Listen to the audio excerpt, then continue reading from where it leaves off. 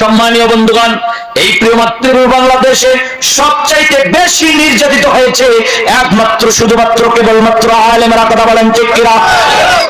বেশি নির্যাতিত হয়েছে, সবচাইতে বেশি নির্যাতন জুলুমের শিকার হয়েছে একমাত্র শুধুমাত্র কেবলমাত্র আলেম ওলামারা।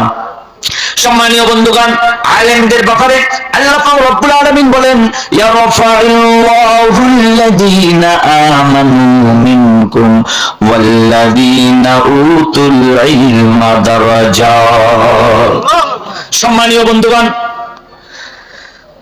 যার কথা গোটা পৃথিবী জানে, যার পরিচিতি আকাশ চুম্বি, হাজার হাজার আলেমদের ওস্তাদ, লক্ষ লক্ষ কোটি কোটি মানুষের হৃদয়ের স্পন্দন, যার পরিস্থিতি টেকনাফ থেকে তেতুলিয়া, রূপসা থেকে পাতুরিয়া, সুন্দরবন থেকে বান্দরবন। জানা থাকলে বলেন তো এই ব্যক্তিটির নাম কি?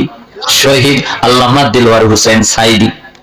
এই শহীদ আল্লামা দিলওয়ার হোসেন সাইদি যখন মৃত্যুবরণ করলো, ঢাকা শহরে তেনার জানাজার জন্য অনুমতি চাইলেন, কিন্তু এই জালেম শাসক, এই স্বৈর শাসক জানাজা সেখানে পড়াতে দিল না। কথা বলেন ঠিক কিনা? সম্মানীয় বন্ধুগণ, না দিয়েছে তা কি হয়েছে?